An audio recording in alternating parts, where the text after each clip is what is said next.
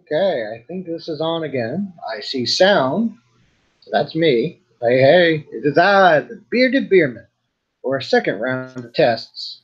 And I see Drunken One got the link, and You're like a freaking professional now, baby. You got this. I see sound. Yeah, you got this. Like an old school guy. Yeah, that worked right away. The only thing bad about that is it invites trolls.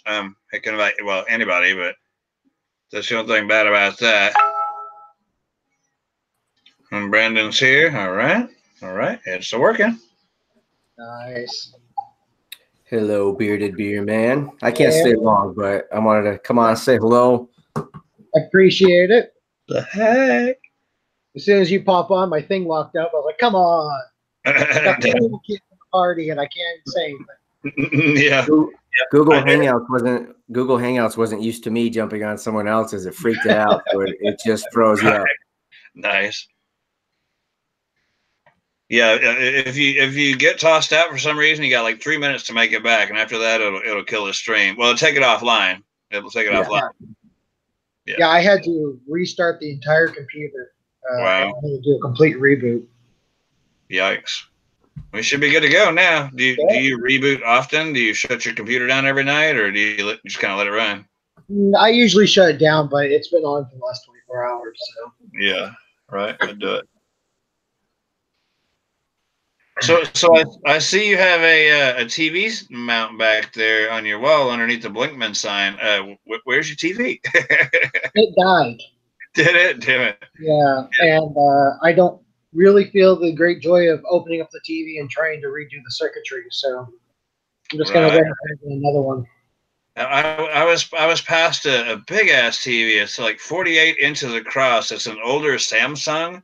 It's a wall mount like that, and cause I was doing some work for this guy, and he was putting up even a bigger TV. It was at a restaurant, and I said, "Well, what you gonna do with the old one?" "Oh, I'm just gonna throw it away." I said, "It still works?" "Yeah, it still works." I said, "No, I'll take that sucker. I brought that bitch home. It's not a smart TV because it doesn't have the USB, and it doesn't do. I mean, like I have another TV, and you plug it in the wall. And then Wi-Fi is everything. Anyway, this one doesn't do that. But my brother-in-law passed me a Chromecast. It's like HDMI to like this little puck. Okay, I don't know if I didn't know anything about it, but anyway, yeah, I can cast from my computer to it, and so it made it a smart TV with that little Chromecast puck thing. And so, I got this huge ass monitor, and I don't even watch TV really, but I got this huge ass monitor right over there. Nice. Yeah. They're going to throw it away. I was like, hell no. Come on now. All right, Jesse, I just sent the email. One sip at a time is here. I am busted. Don't tell her where I'm at. Right. Here comes trouble. Oh, geez. So my buddy is at the hospital right now. His wife is having a baby, and I told him keep me informed. And so I'll be looking for a text from him. Being that your girl's pregnant and such, I figured I'd toss it in there. But yeah, my buddy John, he's having his first baby. Oh, congrats! Nice. Yeah, that's awesome. Very cool. Marty's in the house. Yeah. So it's good to be. David for the first Ennis is in the house. Hey, David. Did I hear right, Brandon? You and the missus are going out, or are you just having a couch time with Netflix? Couch time. We Oh, it's a couch time. Okay. Oh yeah, we're that. I don't know if you heard Bearded Beerman, that new movie that's out on Netflix, like the craze. With the Sandra Bullock movie. Yeah. Yep. So we're gonna watch that one. I signed up for Netflix. I get 30 days free. So I figured we'd watch the movie. Yeah. My wife really wants to see it. So I love couch time on Brandon's couch. Right? You spent some good time on that couch, huh, Jesse? Oh yeah. More comfortable than my bed. Nice. Right. Well, either that's a compliment to the couch, or you need a new bed. You might need a new bed. I'm thinking when you're on that couch, though, you probably had 5 too many to drink, and just any place to lay your head is a good spot. That's a possibility too. that could be it too, right? Yeah, we got a decent bed, but yeah. I need a new bed. I know they're not that expensive. I just need to break down and get one. Yeah. Oh no, they are expensive. Ours is tired. Now mine's a hand-me-down, but it's like one of those Jordans. I don't know. It's a king size pillow top mattress and everything. Yeah. It's got some Hispanic name written on it, signed. I would like that, right? What? Nice. You got the Juan Pierre. I don't know. That's more French. You get a designer bed. Yeah, it's a hand-me-down. It was given to us because my stepfather didn't like it because it hurt his back, so he gave it to us, and now it hurts my back. Yeah, I'm not into pillow tops myself. I like them a little more firm, and the wife doesn't. She likes the softer ones, and so we got to compromise on it. I think that's the only reason I hadn't gotten a new one. I don't want to have to. We ended up getting one of those memory foam mattresses. Oh, nice. Yeah. It wasn't really expensive either. It wasn't like not like a name brand anything, but it's got the firmness, but it kind of. Oh. Yeah, that'd be good. Those are tough to move on though. I've tried.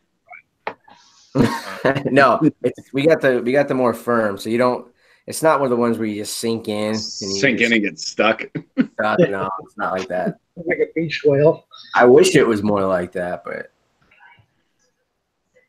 A friend of mine, I stayed over his place a few times, like years ago, and he had the Tempur-Pedic, basically when it first came out, and so I was napping on his bed, and I was laying on my back, and I couldn't roll over. I was stuck. I was just like, ugh. Really? Damn. Well, Jesse, I brewed the ESB again today. You did, nice. And we've got it inside, so the yeast should be happy all the way through this time. Yeah. See what the difference is in like the flavor, because definitely when the yeast goes through some traumatic situations, it can give off some different flavors. But no, that ESB, yours tasted really good. So there you go. Yep, mine didn't taste so good. It was drinkable, but it was not good. But I got a couple that should be coming up. I should be kegging this Friday. Finally, the little bit of Fenru, and I have to brew again. So I'm trying to look at the weather and see when it's going to be warm enough to actually brew outside without freezing up my propane. So I think I'm gonna do a New England IPA. Call it Late to Work. There you go. So, have you used one of those hop rockets? No. Or seen those? I've seen them, but no, I haven't used one. I picked up one for real cheap. It sounds pretty cool being able to force your beer through hop leaves. Yeah. Listen to definitely go on some other folks. I think Bert's Brothers Brewers or something like that. He did like a little segment on it, and he talked about it because his kept clogging up. And there's so he kind of talks about it a little bit and ways to work around some of the issues. Oh, cool. I'll have to look that up. Yeah, I've watched a few videos, and everyone seems to be reasonably happy with it. Mostly if they're using it from keg to the tap.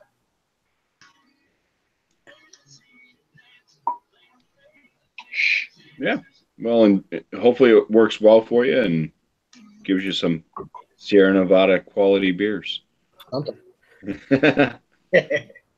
Trillium. Now, I've got to get my hands on some Trillium. There you go, Brandon.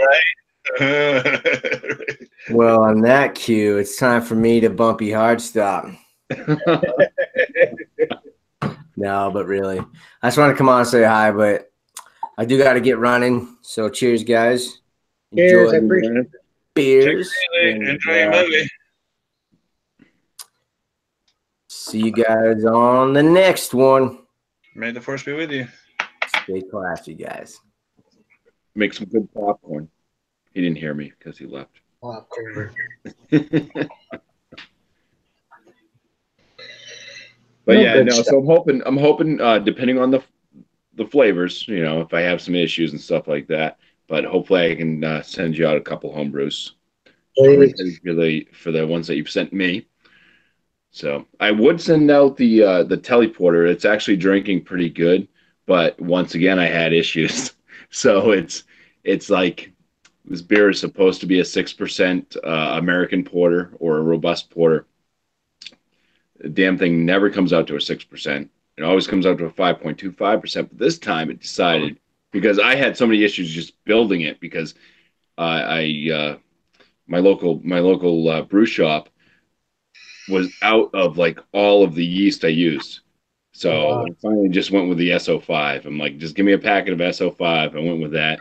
But then, of course, I have it out in my beer room / laundry room. So it's kind of out in open elements where the temperature really fluctuates a lot. So it was like going up and down, up and down. Even though I had it set to 70 degrees, it's so far away from where the temperature gauge actually is from the heater. Right. That, yeah, it was drawn because I was like hitting it with my little thermometer reader thing, the red, Yeah, the red or whatever the fuck it is. Right, so yeah, and it was reading at 60, 64 and 62, and it's like that's not really the best for an ale, but right. So yeah, it only came out to a 4.5%. So it's kind of almost like an Irish stout. It's Yeah. tastes good. It tastes good. It's just not what it was supposed to be. So it's like I don't want to bottle it up and send it out because Right. it's not what the beer is supposed to be. Yeah. But it's delicious though. Yeah, there you go. That's the important part. Yeah. I got just the opposite. This is a brew that I usually do. I brewed it with my buddy, and the volume was a bit short at first. And I said, we really need to put some more water in it. And he's like, no, I'd rather have more beer, or less beer, but stronger. And so that's the way we went about it. So I don't ever check the finish gravity, and I really should, but it's not the way the recipe shows. And from drinking it last night, it's a little higher than it should be in alcohol. Yeah, they're going down pretty good, and then maybe that helped. But yeah, they're working. So and it's probably closer to like closer to a 6% maybe, and it's a Michelob clone, so it should be more along like 5.2 or something along those lines. So it's almost like a Mick Ice now. Yeah. There you go. Yeah, I guess so. Right? Yeah. Just a bit stronger. It tastes good though, and so I guess that's the best thing. Yeah, it tastes good. Yeah, it wasn't quite like a little more malty flavored than it. It is, yeah, just a bit. Of course, it's got some adjuncts in it, but yeah, it's a bit more malty than what I'm used to. I mean, not complaining. It's a great beer, but yeah, it's not the original recipe. Yeah, I hopefully have solved my problem with me constantly, because I've been having the issue with boil off, and I realized this a few brews ago, and I went in and changed stuff. And what I just found out when I just created 2 new recipes, one of them being the late to work NEPA, and I realized that when I went in and changed all my brew settings for my equipment, it actually created a second equipment setting. So I was using the old setting, thinking I was using my new setting. So I went and deleted the old one. So now I have it. Now it should be, a little more accurate. Yeah. That's what I need to do. I need to get a little more nerdy about it and get what is the Beersmith or whatever. Yeah, Beersmith 3. It's been really accurate for me across all fronts. I mean, doing brewing water to like where it's saying you should hit for pH, it's been very, very close to where it's good enough. Because if you're between that 5.2 to 5.5 pH when you're doing your mash, you're in a good spot. And it's been very, very accurate there. It's been very accurate for my temperatures. From like putting the water, like you have to measure your temperatures of your equipment. Right. But from where it says like what temperature you should start off with your hot liquor to what you're putting in your mash tun at a certain temperature to where it will drop it to, it's been spot on. Nice. And then putting the grains in, it's been spot on. It's been spot on for the after I had all my stuff adjusted for how much runoff I have, so I end up with the right amount of post boil volume and everything. So I see. Yeah, awesome. It's been really good tool to have. You don't have to sit there and do math yourself because it's all done for you. Right. I don't know. It's $21 is all it costs too. You get a 21-day free trial. Oh, maybe it's $25 now, but yeah, you get a 21-day free trial, and then I think it's like $25, $24.99, something like that, and then you have it forever, and you can put it on like 2 different computers. Awesome. So. Yeah. I follow the same recipes that are. This is my brew guy puts out this thing. Actually, I put it in the notebook thing, but. Yeah, I mean, and all the recipes pretty much are the same, or this is just a generic instruction thing. It says to do 1.25 quarts of water per pound at 165, 175, and then that's your mash in, and then for the Verilov, where is it? The water is 180 to 190, and you're gonna do. Where does it say? You think I'd have this memorized by now?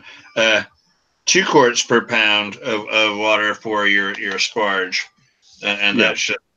So yeah, I mean, doing it that way is very good because you should actually know the calculations and how you have to actually end up getting them. Super generic recipe, super generic instructions anyway, and it seems to work. I don't know. I really do need to nerd it up a bit more and get a pH meter and learn how to change the water chemistry. Our water is well water, so there's no chlorine, there's no weird stuff in there like that. It's not treated at all, and I just run it through a carbon filter. I got a whole house carbon water filter for the brew stuff only. And so, I assume it's pretty neutral. I mean, I don't know if it's that 5.2 to 5.5. Yeah, you have to get your groundwater tested, your well water tested, just to make sure that, it doesn't have the extra minerals and stuff like that. Like my tap water is almost zero on everything. It's like so low in everything. Oh, wow. And I do add the Camden tablets to drop out any chloramine or chloramine. Right. And stuff like that. But yeah, it's pretty much. I think that I don't know. I can make a pretty decent porter and stout and stuff like that. But I'm thinking mine's actually kind of built around like I should be able to make a good lager. Okay. Or pale ale as well. There's one thing that I think is a bit high. I think my sodium's a bit high in my tap water, so I think that's kind of where it throws some things off. But right, okay. Yeah, I gotta get a filter because I'm still buying bottled water by the gallons and using it for my brew days. Right, yeah. So I wonder what the bottled water is. Is that in that pH level that you're looking for? I mean, I don't know anything about it. I haven't done any pH testing yet. Yeah. I need to, like I said, I need to nerd it up a little bit and get some more toys. Y'all see the way I brew. It's just a couple of kegels and a damn cooler, and I don't. I just follow the instructions. Now some of the recipes. Yeah, I made so many good beers in the past without doing the water chemistry, but I was using spring water. I wasn't using my tap water. The reason why I wanted to do the water chemistry was because I didn't want to have to go to the store and buy 10 gallons of water, and because that's extra money added into the brew and extra, then comes dump day, and you got like your whole back seat of your car is filled up with like empty jugs of water. Right. I'm blessed with good water here. Like I said, it's well water and it's good. It's all right. You know, it brews. If it can brew this, then it's okay enough because you can't hide a whole lot to a lager. You know, although I don't lager it, it's the way they call it, steam ale or whatever. It's because I don't have a firm for it. Oh, actually, I do. I haven't put it to use yet. I got a video I need to put up anyway. I put a temperature control on my refrigerator, but it's like really redneck, and it's not something fancy like you can buy. It's a thermometer that goes like to a walk-in cooler.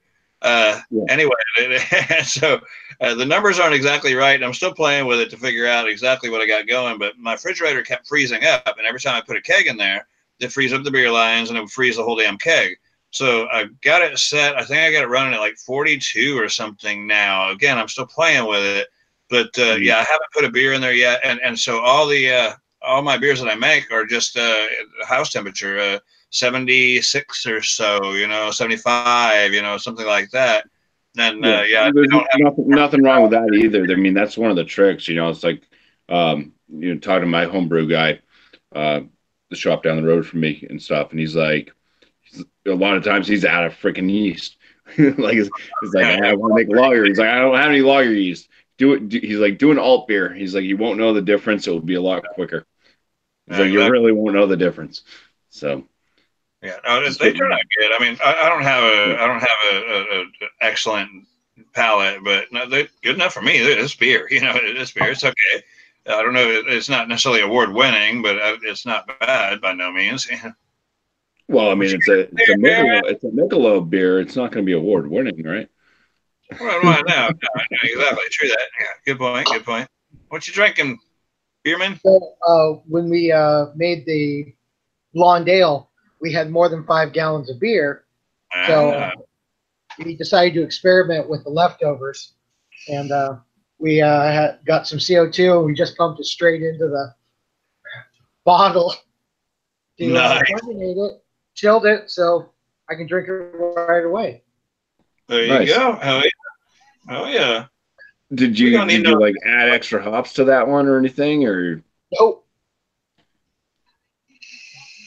So, straight up blonde. Huh? Yeah, straight up. How the fermenter carbonated a bit. It's not bad. What the ABV come out on that one? 3. 3? Well, that's right around. Blondes are anywhere from like 3 to 5 usually. Yeah, so it's in the range, but I think I added too much water to it. Yeah, that wasn't intentional. I told him it'll make a good beer though. It'll be all right. You can drink a bunch of them and not fall on your. Yeah, exactly. Yeah, nothing wrong with that. But it's got a good flavor to it, so I'm pretty happy with it. Yeah, I mean that's my stout. I think it's only like a 4.2 or whatever. I mean, again, I'm terrible with taking that second measurement, that second reading, but the recipe at all, if it works like it should have, it's only like a 4.2. It's a low ABV beer, but very tasty. I mean, it's got all the flavor, but it just doesn't have all that bang. Yeah, we all got session beers going, so it's my 4.5% robust porter. There you go. Yeah, nothing wrong with that. Yeah, that's what I'm saying. Those kind of beers, really, they're not a high ABV beer. I mean, generally. I mean, yeah, you can find some. Just put a little vodka in it. Right? Yeah, it's no bourbon barrel aged or whatever, but it's okay. Yeah.